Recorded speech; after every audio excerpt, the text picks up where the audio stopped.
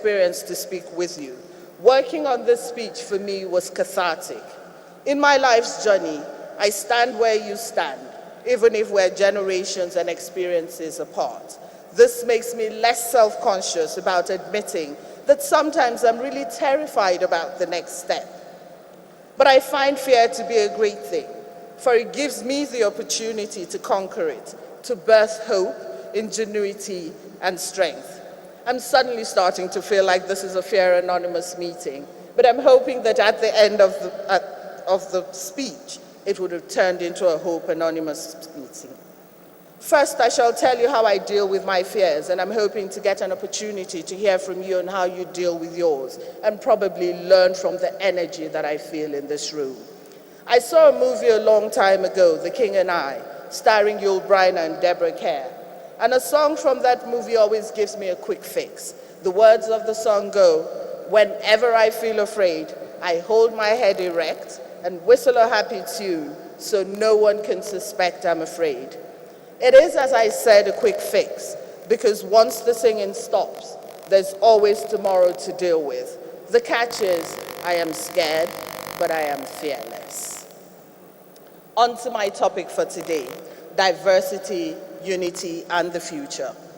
Most people will view my choice of topic with skepticism and dismiss it as a typical politician speech.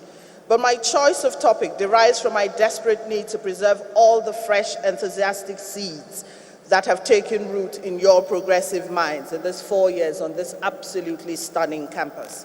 Once outside the gates of this university, the security of positive educational isolation will be challenged by the exposure to a world that is jaundiced by hatred, polarized by division, and tainted by suspicion of our differences.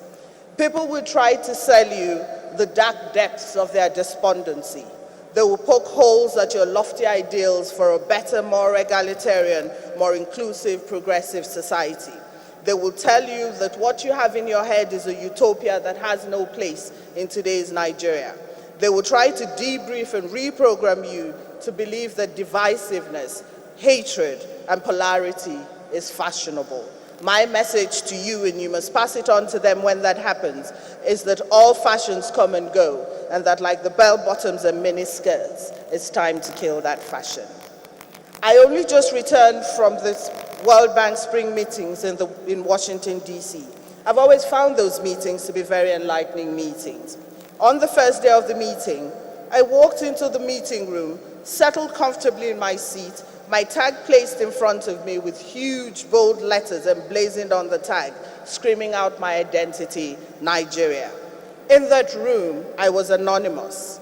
I wasn't Nnenna, I was Nigeria. So now and again, I would reach out to reposition my tag to make it more conspicuous that all could see. I exuded the almost arrogant air of one who comes from the land that is popularly referred to as the giant of Africa. I would often look around the room and smile somewhat condescendingly at other delegates whose tags showed them up as people who came from countries that were not at par with this giant of Africa. Then the empaneled sessions began. Conversation after conversation that spanned from economic projection indices to education, to food, to hunger and self-sustainability, to gender mainstreaming, strength of democratic institutions, human resource development, artificial intelligence, etc. The statistics about our dear country were so depressing.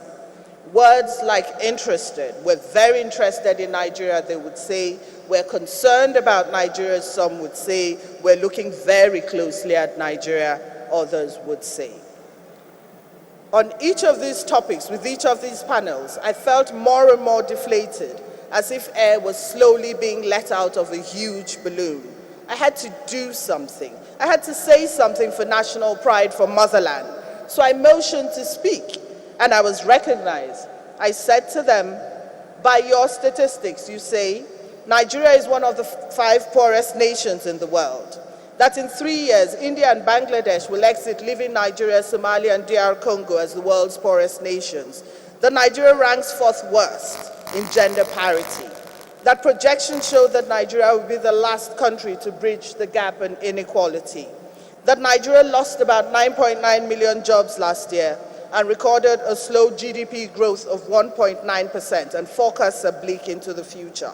That Nigeria has about 13.1 million children out of school.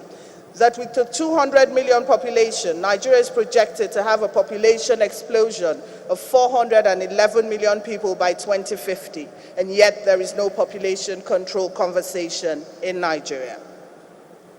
That 139 million of Nigeria's present population of 200 million are below the age of 40, and 40% of